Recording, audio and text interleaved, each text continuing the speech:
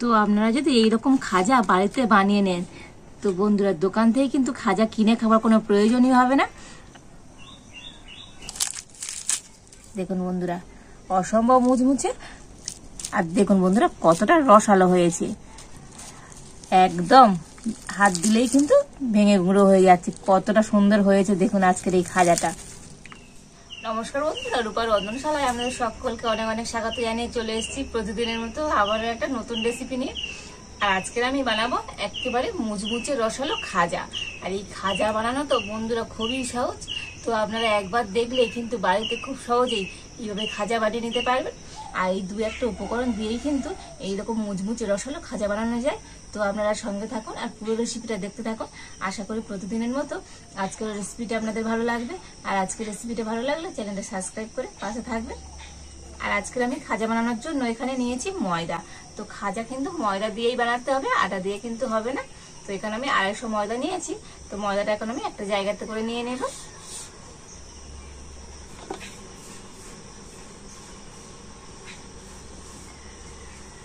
তো ময়দার মধ্যে দিয়ে দিচ্ছি অল্প একটু সামান্য পরিমাণ লবণ, আর দিয়ে দেব সাদা তেল। তো এখানে আমি 4 চামচের মতো সাদা তেল দিয়ে দিচ্ছি। তো তেলের পরিমাণটা কিন্তু একটু বেশি দিতে হবে। আর এখন আমি সমস্ত কিছু কিন্তু খুব ভালো করে মিশিয়ে নিচ্ছি। তো আজকে আমি এখানে সাদা তেল দিয়ে ময়দাটা ময়ম করে নিয়েছি।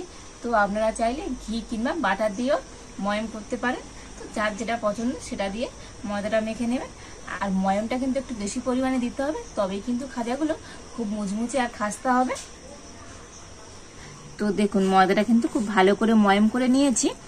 আর ময়মটা ঠিক এইরকম করে নিতে হবে, হাতে মুঠো করলে মুঠো হয়ে যাবে। দেখুন ভাঙছে না যতক্ষণ আমি ভাঙছি। তো ঠিক এইভাবে কিন্তু ময়মটা করে নিতে হবে। আর এবার আমি অল্প অল্প করে জল দিয়ে ময়দাটা মেখে নেব।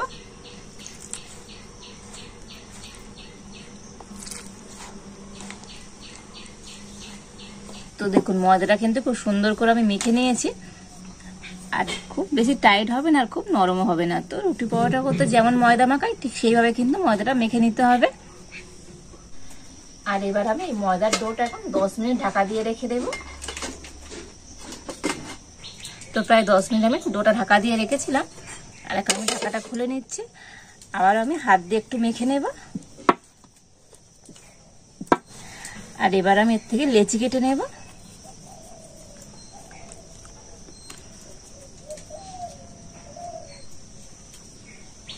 তো দেখুন এইরকম আমি ছোট ছোট সাইজের লেচি কেটে নিচ্ছি।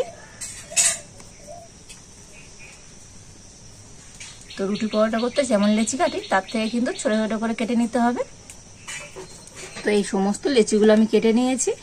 আর এবার আমি একটা একটা করে লেচি বেলে নেব।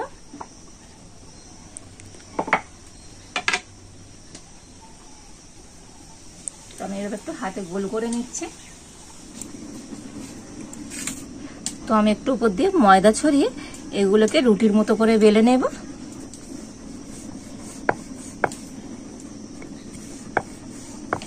আর যতটা সম্ভব কিন্তু পাতলা করেই বেলে নিতে হবে। তো দেখুন এইভাবে আমি রুটির মতো বেলে নিয়েছি। আর দেখুন এইরকম একটু পাতলা করেই কিন্তু বেলে নিতে হবে।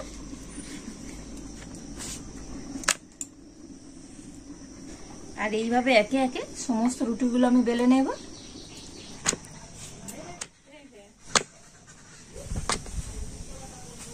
তো একে একে সমস্ত রুটিগুলো আমি তৈরি করে নিয়েছি।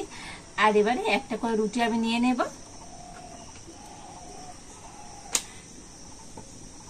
তো প্রথমে আমি রুটির মধ্যে দিয়ে দেবো একটু সাদা তেল। তো সাদা তেলটা রুটির এরকম চারদিকে ভালো করে মাখিয়ে নেব। আর এবার এই তেলের উপর আমি দিয়ে দেবো কর্নফ্লাওয়ার। তো আমি এখানে কর্নফ্লাওয়ার দিচ্ছি। তো আপনারা কর্নফ্লাওয়ারের পরিবর্তে তো ময়দাও এখানে ব্যবহার করতে পারে। তো কর্নফ্লাওয়ারটা দিয়ে কর্নফ্লাওয়ারটাও তেলের উপরে খুব ভালো করে ছড়িয়ে দেব।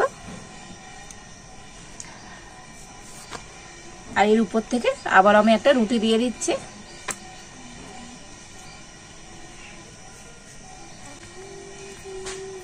তো এই রুটিটার উপরে আবার আমি একটু সাদা তেল দিয়ে দিচ্ছি।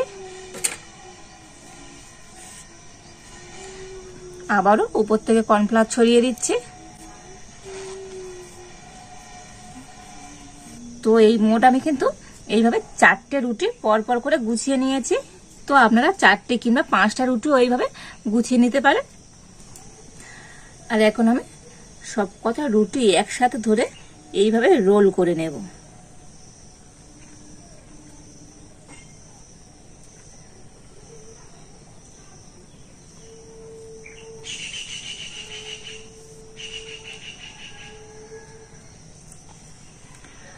আর এই ধারে একটু আমি জল দিয়ে দেব।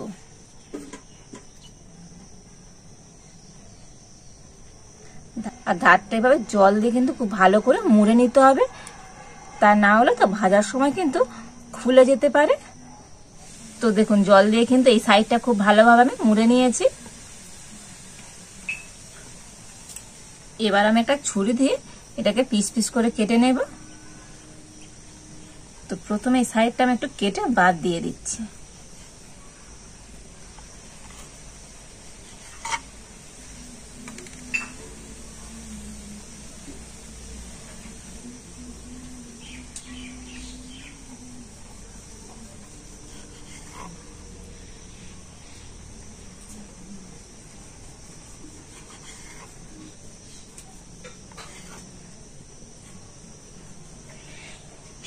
আবার এই সাইডটা বাদ দিয়ে দিচ্ছি।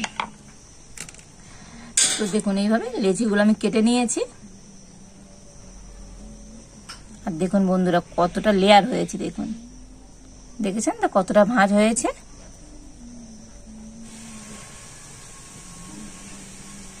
তো এইভাবে একটু হাতে চাপ দিয়ে আর এরকম ভাবে তৈরি করে নিয়েছি। আর এইভাবে একটা করে লেচি হাতে নিয়ে এইভাবে একটু চেপে নিতে হবে।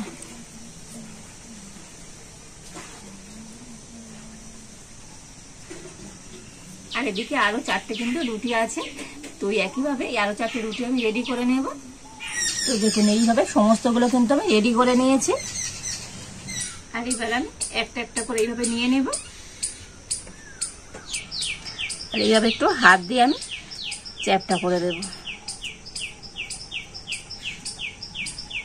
তো অল্প একটু ময়দা দিয়ে এটাকে আমি বেলে নেব। তো একদম হালকা হাতে কিন্তু এটা একটু এইভাবে বেলে নিতে হবে।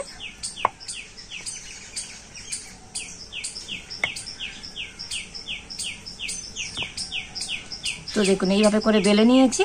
আর দেখুন বন্ধুরা ভাঁজগুলো কতটা সুন্দর এখনো স্পষ্ট বোঝা যাচ্ছে। তো এইভাবে কিন্তু একটু বেলে নিতে হবে।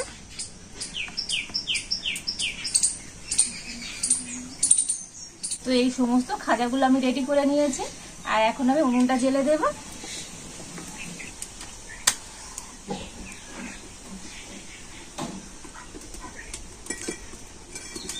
তো প্রথমে আমি চিনির শিরা তৈরি করে নেব। তার জন্য এখানে আমি নিয়েছি 200 গ্রাম চিনি। তো চিনিটা এখন আমি নিয়ে নিচ্ছি। এখানে কিন্তু 1 বাটি মতো চিনি আছে। আর ওই বাটির মাপ করে দিয়ে দিচ্ছি হাফ বাটি জল। আর দিয়ে দিচ্ছি 2টো এলাচ। তো এলাচটা মুখ একটু ফাটিয়ে নিয়ে আর দিয়ে দিচ্ছি। আর খাজার জন্য কিন্তু একসাথে শিরা তৈরি করতে হবে। তো এখন চিনিটা আর জলটা কিন্তু খুব ভালো করে ফুটিয়ে নেব। তো দেখুন চিনির শিরাটা আমি তৈরি করে নিয়েছি। আর কেমন হবে তো আপনাদের একবার দেখিয়ে দিচ্ছি। তো দেখুন এরকম একটা তার হবে, এইরকম এক তারে কিন্তু শিরাটা তৈরি করে নিতে হবে। তো দেখুন তো চিনির শিরাটা কিন্তু আমার একেবারে রেডি হয়ে গেছে। এখন আমি নামিয়ে নেব।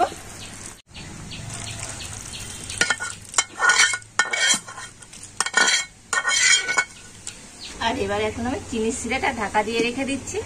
আর এদিকে আমি এই ফ্রাই প্যানটায় দিয়ে দেবো তেল।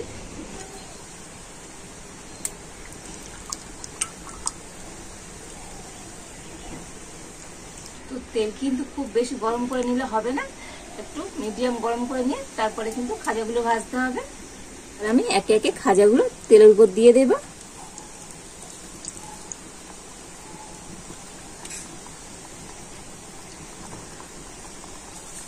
তো আর বেশি দেবো না, অল্প অল্প করেই ভেজে নেব। আর দেখুন খাজাগুলো তেলের উপরে খুব সুন্দরভাবে ভেসে উঠেছে। আর এবার আমি একটা ছুরি দিয়ে এই ভাঁজগুলো একটু এইভাবে ছাড়িয়ে ছাড়িয়ে দেব। এতে করে লেয়ারটা কিন্তু খুব সুন্দর হবে।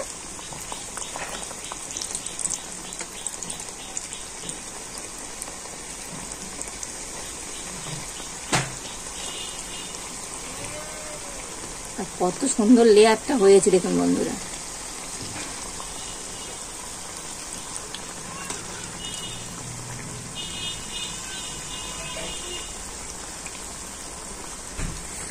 তো সবগুলো খাজার আমি এরকম লেয়ারগুলো একটু খুলে খুলে দেব।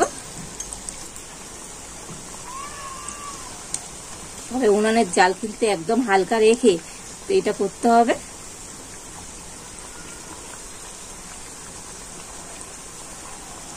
আর এবার আমি খাজাগুলো কিন্তু উল্টে পাল্টে ভেজে নেব। তো খাজাগুলো আমি খুব সুন্দর মুচমুচে করে ভেজে নিয়েছি, আর এখন আমি তুলে নেব।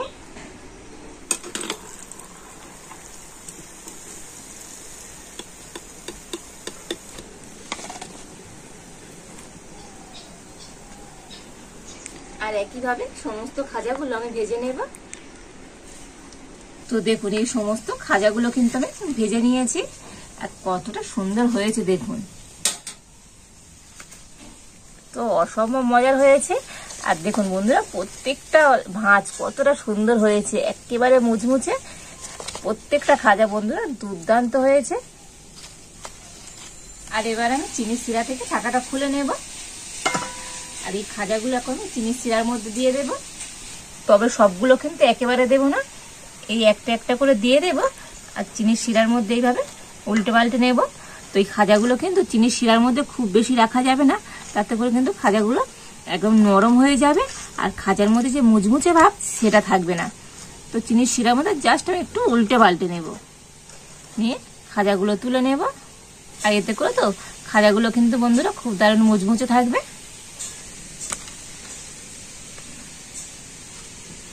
আর এইভাবে একে একে সমস্ত খাজাগুলো আমি চিনির শিরার মধ্যে এইভাবে ডুবিয়ে তুলে নেব।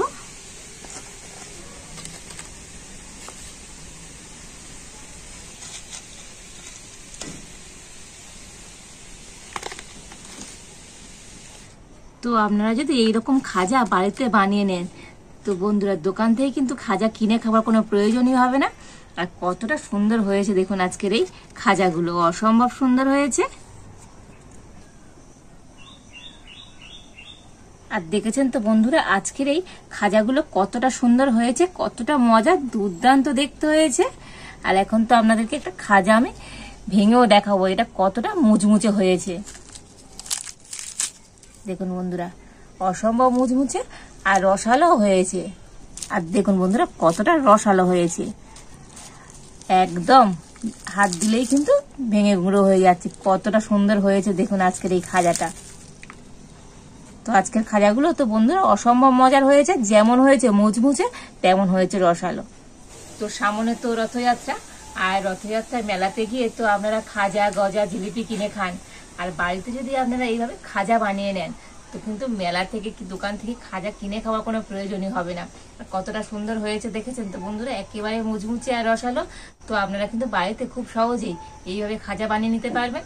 আর বাড়িতে বানালে তো কেমন হয়েছে তো আমাকে কমেন্ট করে অবশ্যই জানাবেন।